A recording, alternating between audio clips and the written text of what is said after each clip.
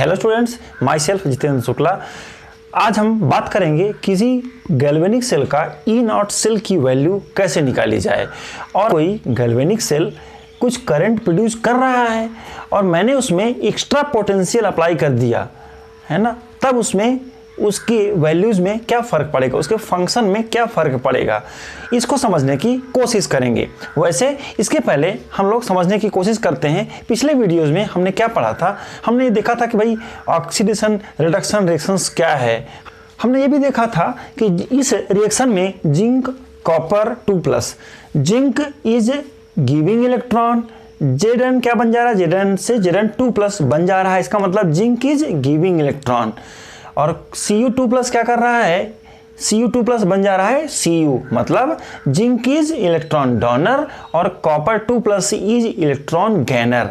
वैसे हमने ये पढ़ा है कि इलेक्ट्रॉन डोनर को रिड्यूसिंग एजेंट कहते हैं और इलेक्ट्रॉन गेन करने वाले को ऑक्सीडाइजिंग एजेंट कहते हैं। तो रिएक्टेंट के हिसाब से देखा जाए तो इस रिएक्शन में zinc is reducing agent, yes, and copper that is Cu2+ is oxidizing agent. Sir क्यों? क्योंकि ऑक्सीडाइजिंग एजेंट क्या होता है, जो इलेक्ट्रॉन लेता है।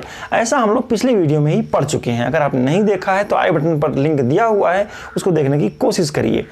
आज हम पढ़ने वाले हैं कि गैल्वेनिक सेल करंट जो देता है, अगर मैं उसमें अपोजिटली करंट पास कर दें तो उसके फंक्शन में क्या फ़र्क पड़ेगा। सबसे पहले मैं गैल्वेनिक सेल बनाने की कोशिश करता हूँ। 2 बीकर लेते हैं, ये 2 बीकर हैं और यहाँ पर 2 अलग अलग तरह के सॉल्यूशन रख लेते हैं। यहाँ पर मैंने रखा है Cu2+ और ये कॉपर का रॉड है, आप ऐसा रख सकते हैं। और यहाँ क्या है, ये Zn जिंक का एक रॉड रखते हैं, है ना। और यहाँ पर जो सोल्यूशन है वो क्या है, ZnSO4 है, एक को सोल्यूशन है जो कितना है 1 मोलर है। ये क्या है, CuSO4 है, आप इसको यहीं पर लिख सकते हैं। कॉपर का कोई भी सॉल्ट आप ले सकते हैं, कॉपर एक्वस है। और यहाँ क्या करते हैं, ये 1 मोलर सोल्यूशन है। अब इसमें देखिएगा ये क्या अभी तक क्या होगा, ये एक सेल है, ये एक सेल है, कोई फंक्शन नहीं कर रहा है। मैंने यहाँ पर एक वोल्ट मीटर लगा दिया और ये जैसे मैंने वोल्ट मीटर लगाया तो मैं क्या देख रहा हूँ कि ये 1.1 वोल्ट करंट देता है। ध्यान रखेंगे, अगर जिंक और कॉपर का अगर कोई गैल्वेनिक सेल बनाया गया है और 1 मोलर कंसंट्रेशन इसके सॉल्ट का है, तब ये हमेशा 1.1 वोल्ट ही करंट देगा। एक चीज़ इसमें मिसिंग है, क्या है, हमें यहाँ पर बनाना क्या है, एक सॉल्ट ब्रिज के बारे में हमने पढ़ा है कि ये कंटिन्यूटी ऑफ सेल को बनाए रखता है। और सॉल्ट ब्रिज में अमोनियम क्लोराइड ऐसे सॉल्ट को रखा जाता है जिसके आयन की मोबाइलिटी ज़्यादा हो। मोबाइलिटी मतलब मूवमेंट करने की पावर, जैसे NH4Cl, तो अमोनिया क्लोराइड, पोटेशियम क्लोराइड, ऐसा कोई भी सॉल्ट रख सकते हैं जिसका मोबाइल नेचर बहुत ज़्यादा होता हो, मूवमेंट ज़्यादा होता हो। चलिए ठीक है, ये तो एक गैल्वेनिक सेल है। आप समझिएगा क्या है सर, इसकी 3 चीज़ें हमें ध्यान रखना है। इसकी ई नॉट सेल की जो वैल्यू है 1.1 वोल्ट है, ये हम समझ चुके हैं। दूसरी इंपॉर्टेंट बात यहाँ पर फर्स्ट पॉइंट। सेकंड पॉइंट क्या है कि यहाँ पर इलेक्ट्रॉन कहाँ से, गैल्वेनोमीटर लगा के यहाँ पर चेक किया गया। जब वोल्ट मीटर को हटा करके गैल्वेनोमीटर लगा देते हैं। अब गैल्वेनोमीटर क्या करता है, ये बताता है डायरेक्शन ऑफ करंट बताता है। तो देखिएगा, जब मैंने गैल्वेनोमीटर लगाया, देखा तो इलेक्ट्रॉन कहाँ से जा रहे हैं, जिंक से कॉपर की तरफ। तो क्या लिखेंगे, इलेक्ट्रॉन मूव फ्रॉम कहाँ, बोलिए जल्दी से, yes, zinc to copper. Zinc से कॉपर आयन की तरफ इलेक्ट्रॉन जा रहे हैं। और करंट कहाँ जा रहा है, करंट फ्लोज। करंट का डायरेक्शन इलेक्ट्रॉन के डायरेक्शन के अपोजिट माना जाता है। चलिए क्या हो जाएगा, ये डायरेक्शन ऑफ करंट हो जाएगा सर। ये क्या है sir, yes, direction of current है। तो करंट फ्लोज कहाँ से कहाँ, जल्दी बोलिए, यस, कॉपर टू जिंक। ये बहुत इंपॉर्टेंट पॉइंट है, ध्यान रखेंगे। सर एक और क्या खास बात है इसमें, यस, देखेंगे जैसे जैसे टाइम पास होगा, means after some time what will you observe, धीरे धीरे ये धीरे धीरे क्या हो जाएगा, थिनर होता जाएगा। क्योंकि इस रिएक्शन में क्या हो रहा है, इस रिएक्शन में जिंक डिजोल्व हो रहा है, Zn Zn2+ बन जा रहा है, इसीलिए धीरे धीरे थिनर होता जाएगा और ये रॉड जितना पानी में डीप है क्या हो जाएगा, थिकर। तो नेक्स्ट पॉइंट क्या लिखेंगे, यहाँ पर लिखा जाए कि जिंक रॉड बिकम कैसा, बोलिए थिनर, पतला होता जाएगा। वाइल क्या हो जाएगा, वाइल कॉपर रॉड या इलेक्ट्रोड बिकम क्या हो जाएगा, थिकर, है ना। क्यों सर, क्योंकि कॉपर डिपॉजिट हो रहा है। ये गैल्वेनिक सेल है, समझिएगा। तो इस गैल्वेनिक सेल को हमने ऐसे रिप्रेजेंट किया है। अब ऐसे का ऐसा मैं यहाँ पर कुछ चेंज करने की कोशिश करता हूँ, देखिएगा। तो देखिए जो सेल मैंने यहाँ बनाया है ये गैल्वेनिक सेल है। इसकी ई नॉट वैल्यू मतलब ये कितना पोटेंशियल डिफरेंस दे रहा है, 1.1 वोल्ट। यहाँ भी मैंने सेम टू सेम बनाया है 1.1 वोल्ट। ऐसे ही मैं कुछ और कंडीशन करता हूँ यहाँ और फिर इसमें कुछ चेंज करके देखते हैं। पहले मैं यहाँ और यहाँ सेल बना लेता हूँ, फिर देखते हैं। चलिए अब हमने बना लिया है, देखते हैं। अब फिर से समझने की कोशिश करिएगा। 1 2 3 4 4 गैल्वेनिक सेल बनाए हैं मैंने, चारों के चारों सेम है। मतलब ये सेल नंबर 1 ले लेता हूं मैं, ये सेल नंबर 2 ले लेता हूं, सेल नंबर 3 और सेल नंबर 4। सर क्यों ले रहे हैं, देखिए चारों सेल सेम है। मैं इसमें कुछ चेंज करता हूं, कुछ मैजिक हो जाएगा और उसको चेंज करने से इनके बिहेवियर में क्या फ़र्क पड़ेगा उसको हम समझने के लिए इसको बनाएं। फिर से देखते हैं इसका फंक्शन। इसमें क्या हो रहा है, electron move from zinc to copper. यहाँ भी वही हो रहा है, जिंक टू कॉपर, जिंक से कॉपर जा रहा है और जिंक से कॉपर जा रहा है। करंट उसके उल्टा चल रहा है, चारों में वही है। देखिए यहाँ से यहाँ करंट चल रहा है, वहाँ से वहाँ आ रहा है। दूसरी बात, यहाँ पर current flows from copper two zinc, copper से जिंक की तरफ करंट जा रहा है, कॉपर से जिंक की तरफ करंट आ रहा है, कॉपर से जिंक की तरफ करंट आ रहा है। यहाँ पर भी वही हो रहा है। तो चारों के चारों सेल सेम है, कुछ अलग से मैंने बनाया नहीं है, सॉल्ट पेज बनाया है। यहाँ पर ये सिंपल सा गैल्वेनिक सेल है। अब एक और बात है, ध्यान रखेंगे। क्या ध्यान रखेंगे, यहाँ पर मैं एक पॉइंट यहाँ पर और लिखता हूँ, स्पेस थोड़ा सा कम है। क्या कि डेल्टा जी की वैल्यू यहाँ पर क्या होगी, डेल्टा जी की वैल्यू यहाँ पर निगेटिव होगी।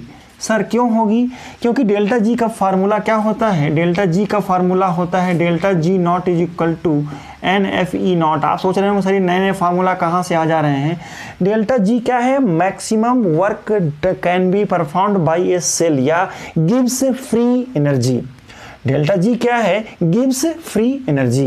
ये क्या होता है, थर्मोडायनेमिक्स हम लोग लास्ट ईयर पढ़े थे, फिर से इसको रिकैप्चुलेट करते हैं कि कोई सेल मैक्सिमम कितना वर्क कर सकता है। Maximum work done by any cell और any reaction is called its गिव्स फ्री एनर्जी। तो स्टूडेंट्स डेल्टा जी नॉट की वैल्यू क्या होती है, माइनस NFE0। अब ई नॉट की वैल्यू यहाँ पॉजिटिव है, तो जब ये पॉजिटिव होगा तो ये पूरी क्वांटिटी कैसी होगी, निगेटिव। तो जिस किसी सेल में ई नॉट सेल की वैल्यू पॉजिटिव होगा वहाँ पर डेल्टा जी की वैल्यू निगेटिव होगी, ध्यान रखना है। चलिए फटाफट इतना तो मैंने इस सेल के से किया है, बाकी इन तीनों में कुछ कुछ चेंज करके फिर देखते हैं क्या होता है। सर क्या चेंज होने वाला, जल्दी से देखिएगा। यहाँ मैं क्या करता हूँ, यहाँ पर इस सेल को मैं बाहर से करंट देना शुरू कर देता हूँ। सेल कहाँ से देता हूँ, मान लीजिए ये मेरे पास सेल है, इस सेल को यहाँ पर लगा देता हूँ। देखिएगा ये तो खुद करंट दे रहा है, गैल्वेनिक सेल है, कितना 1.1 वोल्ट करंट दे रहा है ना। मैं किसी एडवर्टाइजमेंट नहीं कर रहा हूँ किसी सेल का, आप समझिएगा। इस सेल को मैंने यहाँ पर इस तरह से लगा दिया। जब इस सेल को यहाँ लगा देंगे तो ये क्या करेगा, ये इसको करंट देना शुरू कर देगा। अब क्या होगा यार, मतलब क्या होगा सर, यस यहाँ पर इस तरह का मैंने लगाया और इस तरह का। अब मान लीजिए जो मैंने एक्सटर्नल करंट लगाया है हियर क्या हो रहा है, ई एक्सटर्नल, जो मैंने एक्सटर्नल लगा रहा हूँ मैं इससे कम लगाता हूँ, इज लेस देन 1.1 वोल्ट। मतलब जितना करंट इसके पास है उससे कम है। मान लीजिए एक्सटर्नल ये तो ज़्यादा देता है, यहाँ पर इसकी वैल्यू मैं ले लेता हूँ, कितना ले लेता हूँ, मान लीजिए इसकी वैल्यू है 0.5 वोल्ट। इस सेल की जो मैंने बाहर से लगाया है उसकी सेल की वैल्यू कितनी है, 0.5 वोल्ट या 1 वोल्ट भी हो सकता था, है ना। बस कितना रहेगा, इससे जरूर थोड़ा कम रहेगा, ये ध्यान रखना है, इससे कम होना चाहिए। E external must be less than 1.1 volt. क्या होगा, यस यहाँ पर भी धीरे धीरे जिंक रॉड डिजॉल्व हो रहा है, यहाँ पर भी डिजॉल्व होगा लेकिन थोड़ा सा कम होगा, यस इतना, है ना। और यहाँ पर कॉपर डिपॉजिट तो होगा लेकिन इसकी अपेक्षा कम होगा। यहाँ मोर कॉपर डिपॉजिटेड, यहाँ पर लेस कॉपर डिपॉजिटेड। यहाँ पर ज़्यादा जिंक डिजॉल्व होगा, यहाँ पर डिजॉल्व कम होगा, है ना। तो गैल्वेनिक सेल में तो यहाँ क्या लिखेंगे, यहाँ जो चीज़ यहाँ लिखा है वही चीज़ मैं यहाँ पर लिख देता हूँ। क्या लिख देता हूँ सर, चलिए जल्दी से लिखता हूँ मैं। क्या लिखता हूँ इस सेल में, इलेक्ट्रॉन मूव फ्रॉम, कहाँ से कहाँ, जिंक से copper, yes, zinc to copper. मतलब इस सेल के डायरेक्शन को बदल नहीं पा रहा है बाहर वाला सेल, एक्स्ट्रा करंट है ना। और दूसरा क्या होता है, करंट मूव फ्रॉम, कहाँ से कहाँ बोलिए, कॉपर टू जिंक। और एक बात हो रही है, क्या हो रहा है, yes, zinc rod become thinner. यहाँ पर भी होगा थिनर, थिनर स्पेलिंग लिख लीजिएगा ठीक से। क्या, जिंक रॉड बिकम, कैसा हो जा रहा है सर, थिनर हो रहा है। व्हाइल, जो यहाँ पर हो रहा है सेम टू सेम यहाँ पर है, व्हाइल कॉपर रॉड थिकर, है ना, ये थिकर हो जा रहा है। अच्छा, यहाँ और यहाँ में कोई ज़्यादा अंतर नहीं है, बस एक अंतर आएगा, इसको करंट देने से इसका रेट ऑफ डिसोल्यूशन यहाँ पर कम होगा। ध्यान रखें, गैल्वेनिक सेल धीरे धीरे काम करना बंद कर देता है। ये भी सेल जैसे ही पूरा कॉपर डिजॉल्व हो जाएगा, सेल काम करना बंद कर देता है। ऐसे ये भी एक सेल है, ये भी कुछ देर तक काम करते हैं, 10 घंटे, 2 महीने, 4 महीने, साल भर, उसके बाद ये भी काम करना बंद कर देते हैं, क्योंकि इनका केमिकल रिएक्शन कंप्लीट हो जाता है ना। तो सारे सेल कर क्या रहे हैं, केमिकल को यूज करके इलेक्ट्रिसिटी प्रोड्यूस कर रहे हैं। अच्छा, अब ध्यान से देखिएगा, यहाँ पर मैंने एक चेंज किया, नंबर 2 में चेंज किया है, 3 और 4 में चेंज करना बाकी है। चलिए करते हैं चेंज। क्या चेंज करें, सोचिए फटाफट, सर क्या करें, सोचिए, आप भी सोचिए, मैं भी सोचता हूँ। यस, ऐसा करता हूँ, यहाँ पर मैं सेल देता हूँ इसको, चलिए ये देता हूँ। कैसे देंगे सर, मैं तो बैटरी लगा देता हूँ, यही वाली बैटरी यार, यस, इसको यहाँ लगा दिया। और यहाँ पर तो बहुत ज़्यादा मैंने लिख दिया है, इसलिए मुझे यहाँ दिक्कत हो रही है, इसको मैं मिटा देता हूँ और यहाँ लिख देता हूँ ये करंट है, और इसको यहाँ जोड़ देता हूँ। सर ये क्या कर रहे हैं, देखिएगा, ये 1.1 वोल्ट करंट दे रहा था और मैंने क्या किया, यहाँ पर एक सेल लगा दिया जिसका 1.1 वोल्ट, मतलब इसको मैंने ऐसा सेल लगाया है, ये सेल ऐसे लगा दिया है, जितना सेल ये करंट दे रहा था उतना ही ये भी करंट दे रहा है ऊपर से। तो एक्सटर्नल हियर क्या हो रहा है, ध्यान से देखिएगा, here E external is equal to कितना है, 1.1 वोल्ट, या जितना से ये सेल करंट दे रहा है उतना ही दे रहा है। तो क्या फर्क पड़ेगा, तो देखिएगा यहाँ पर एक खास बात है कि इलेक्ट्रॉन मूव फ्रॉम, तो यहाँ पर क्या हो जाएगा, नो इलेक्ट्रॉन फ्लोज, कोई इलेक्ट्रॉन फ्लो नहीं करेगा। दूसरा, नो करंट फ्लोज, कोई करंट फ्लो नहीं होगा यहाँ पर। और फिर कुल इसका चेंज क्या होगा, डेल्टा जी की वैल्यू यहाँ कितनी होगी, 0 हो जाएगी, क्योंकि कोई काम ये नहीं करेगा, गिब्स फ्री एनर्जी इसकी 0 होगी। अच्छा, और एक बात है, क्या है, यहाँ पर इस वाले सेल के लिए भी लिख लेते हैं, इस वाले सेल की भी डेल्टा जी की वैल्यू यहाँ पर मैं कहीं पर लिखता हूँ, यहाँ लिख देता हूँ यार, कहाँ पर, डेल्टा जी की वैल्यू यहाँ पर कैसी होगी, निगेटिव ही होगी, है ना, क्योंकि ये सेल करंट प्रोड्यूस कर रहा है। सर यहाँ क्या होने वाला, जल्दी से देखिएगा, यहाँ पर मैं क्या करता हूँ, यहाँ पर मैं सेल लगाता हूँ, इसको बैटरी देता हूँ इस तरह से, और इसको करंट देता हूँ। यहाँ क्या करेंगे, यहाँ हम लोग कुछ चेंज करते हैं। सर ये कर क्या रहे हैं चेंज, ये 1.1 वोल्ट करंट प्रोड्यूस कर रहा है, और मैं यहाँ पर क्या करता हूँ, इसको ऐसा सेल लगाता हूँ जो क्या करता हो, जिसकी पोटेंशियल डिफरेंस कितनी हो, 1.1 वोल्ट से ज़्यादा हो। क्या हियर क्या लिखते हैं कि E external is greater than 1.1 volt, जितना करंट ये दे रहा था मैंने बाहर से उससे ज़्यादा करंट प्रोड्यूस कर दिया, मतलब बहुत सारे सेल लगा दिए। तब क्या फ़र्क पड़ेगा सर, देखिएगा, यहाँ पर मैंने कम वोल्ट दिया था, यहाँ पर 1.1 वोल्ट दिया, और यहाँ पर 1.1 से ज़्यादा दे दिया। कितना दे दिया, मान लीजिए मैंने 1. यस, तो यहाँ पर क्या कर रहे हैं, 1. कितना दे देते हैं सर, 1.5 वोल्ट करंट दे देते हैं। तो यहाँ पर एक्सटर्नल करंट इसके करंट से ज़्यादा हो गया। तब यहाँ पर क्या होगा, देखिएगा, यहाँ पर खास बात है, क्या यहाँ पर उल्टा हो जाएगा, इलेक्ट्रॉन यहाँ से यहाँ नहीं जाएंगे, इसको हमें मिटाना पड़ेगा। क्या हो जाएगा, देखिएगा इसको मैं मिटा देता हूँ, जो पहले था वो नहीं रह जाएगा। इलेक्ट्रॉन मूव फ्रॉम कहाँ से कहाँ, कॉपर टू जिंक होने लगेगा sir, copper two zinc. Sir आपको कैसे मालूम, एक्चुअली देखिएगा धीरे धीरे ये रॉड यहाँ पर थोड़ा थिकर होने लगेगा और ये रॉड कॉपर वाला यहाँ थिनर होता जाएगा, मतलब जो यहाँ हो रहा था उसके उल्टा हो जाएगा। तो आप यहाँ पर एक लाइन में और लिख लीजिएगा, क्या, करंट के बारे में, करंट फ्लोज कहाँ से कहाँ, इलेक्ट्रॉन के उल्टा। देखिएगा इसमें इलेक्ट्रॉन, इसमें इलेक्ट्रॉन इधर जाएगा, समझ रहे होंगे, और करंट का डायरेक्शन क्या होगा, इलेक्ट्रॉन के अपोजिट। करंट फ्लोज फ्रॉम कहाँ से कहाँ, सोचिए, फ्रॉम, बोलिए कहाँ से कहाँ जाएगा, यस, जिंक टू कॉपर। ध्यान रखेंगे सर, एक बात और लिख लिया जाए, क्या लिखा जाए सर, यहाँ पर मैं लिखने की कोशिश करता हूँ कि जिंक रॉड बिकम थिकर, शायद आपको दिख रहा होगा, जिंक रॉड बिकम कैसा हो जाता है, थिकर, वो थिक होता जाएगा धीरे धीरे, और कॉपर रॉड यहाँ लिख लीजिएगा, copper rod become thinner. Sir क्यों ऐसा हो रहा है, यहाँ पर लिखता हूँ मैं, कॉपर रॉड बिकम कैसा हो जाता है भाई, बोलिए, यस, थिनर हो जाता है। सर इससे क्या मालूम पड़ता है, देखिएगा इस और इस सेल में क्या अंतर है, ये एक गैल्वेनिक सेल है और जो कि करंट को प्रोड्यूस करता है, लेकिन ये क्या कर रहा है, इसको जब मैं करंट दे रहा हूँ तो ये केमिकल चेंज कर दे रहा है, इसका उल्टा है। एक चेंज मैं यहाँ पर और लिखूंगा, डेल्टा जी की वैल्यू यहाँ पर कैसी होती है, निगेटिव होती है। यहाँ डेल्टा जी की वैल्यू कैसी होगी, बोलिए, यस, इसकी वैल्यू पॉजिटिव होगी। सर क्यों, क्योंकि ये करंट को यूज कर रहा है और ये करंट प्रोड्यूस कर रहा है। और एक बात है, ये सेल स्पॉन्टेनियस होगा और ये नॉन स्पॉन्टेनियस होगा। सर क्यों, क्योंकि यहाँ पर जैसे आप ये सेटअप करेंगे अपने आप रिएक्शन होने लगेगा, आपको कुछ करंट वरेंट देना नहीं पड़ेगा, इसीलिए ये स्पॉन्टेनियस है।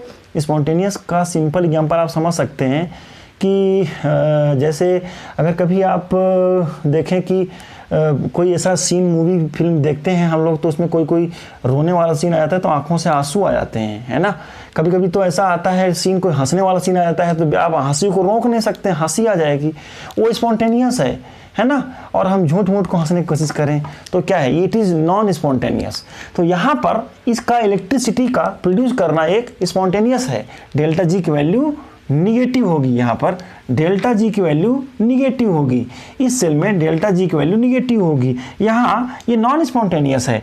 आप चाहते हैं कि जिंक डिपॉजिट हो जाए और कॉपर डिसॉल्व हो, इसके लिए आपको यहाँ करंट देना पड़ेगा, और कितना करंट, 1.1 वोल्ट से ज़्यादा देना पड़ेगा। इसीलिए ये क्या है, ये नॉन स्पॉन्टेनियस है, डेल्टा जी की वैल्यू पॉजिटिव होगी। यहाँ डेल्टा जी की वैल्यू कैसी होगी, डेल्टा जी की वैल्यू 0 होगी, कोई करंट वरेंट फ्लो नहीं करेगा, कुछ नहीं होने वाला है। और ये सेल तो लगभग एक जैसे हैं। तो ये तो बात थी कि गैल्वेनिक सेल में एक्सटर्नल अपोजिंग पोटेंशियल अप्लाइड कर दिया जाए तो उसके बिहेवियर में क्या फ़र्क पड़ेगा। कभी कभी ऐसे क्वेश्चन आया करते हैं डायग्राम में, तो आप एनसीईआरटी के शुरू के पेज को ध्यान से समझने की कोशिश करिएगा। चलिए आगे चलते हैं। अब आगे हम बात करेंगे गैल्वेनिक सेल के how to calculate the E0 values using their electrode potential। चलिए इसको मिटाते हैं, फिर समझने की कोशिश करते हैं।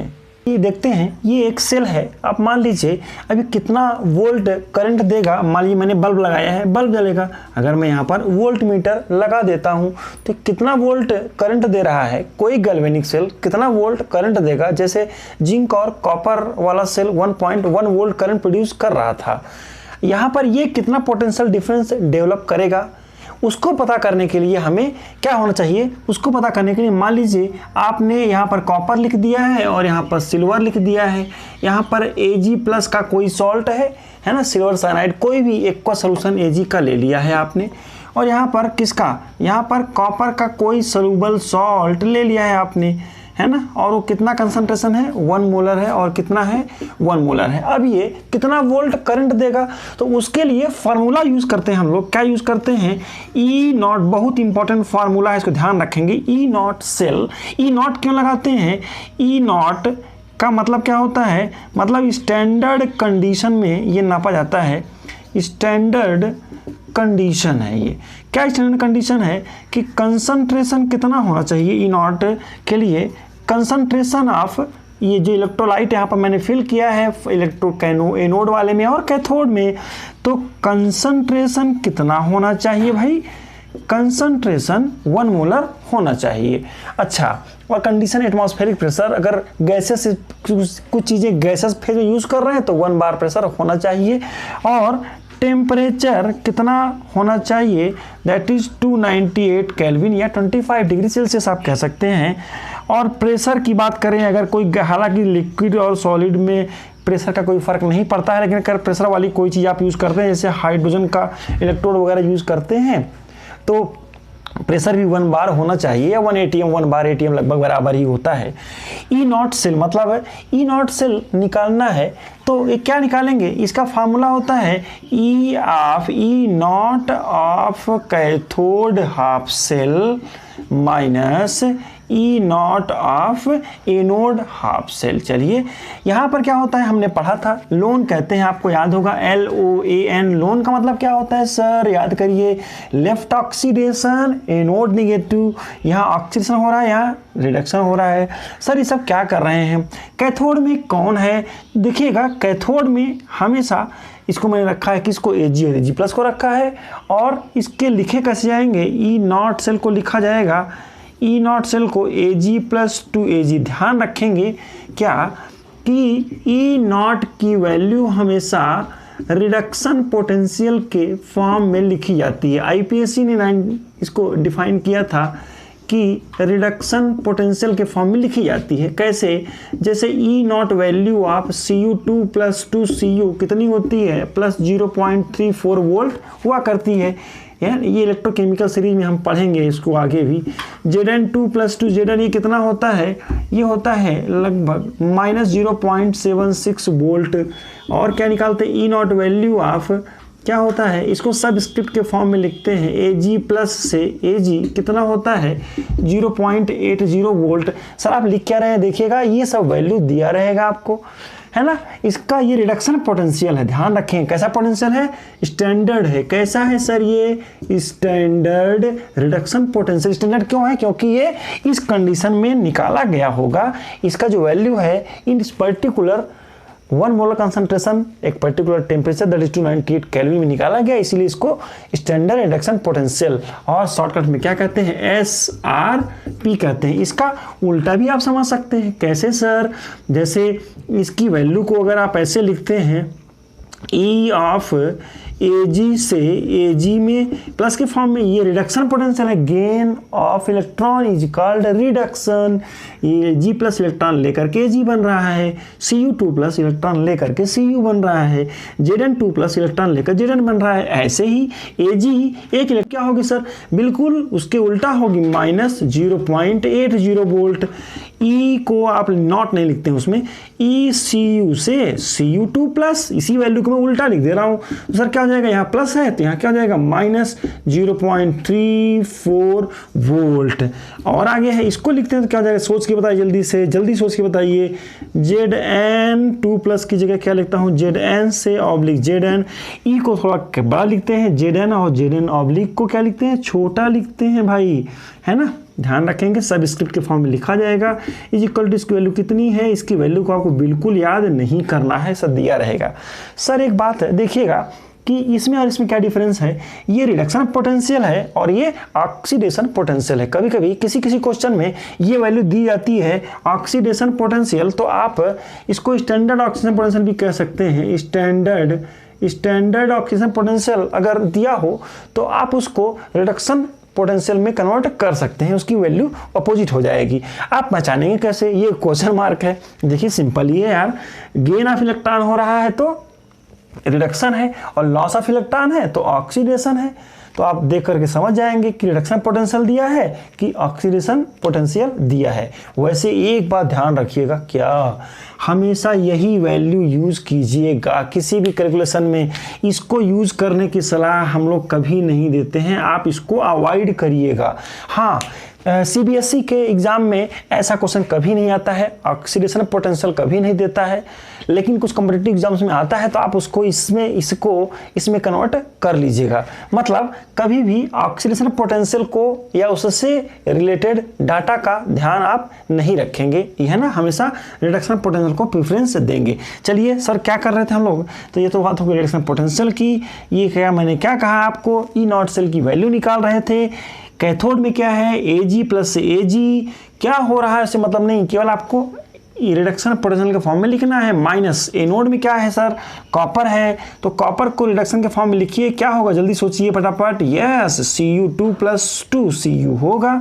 आप ध्यान रखेंगे इसका, फिर से देखिए, मैंने लिखा कैथोड, ये कैथोड है, ये एनोड है, और आपने लिख लिया। अब इसकी वैल्यूज़ को मैं लिखने की कोशिश करता हूँ और यहाँ पर निकालने की कोशिश करता हूँ। क्या करेंगे सर, इसकी वैल्यू कितनी दिया हुआ है, वहाँ पर चार्ट में दिया है, ये याद मत करिए, लिखा रहेगा।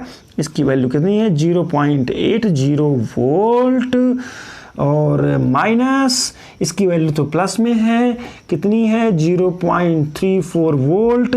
इसको मैं सॉल्व करता हूँ तो आंसर कितना आएगा, 6, 8 माइनस 7 माइनस 3 कितना हो जाएगा, 4 होगा हमारा ख्याल है। यस, और इसका ई नॉट सेल की वैल्यू, इसको मैं मिटा देता हूँ।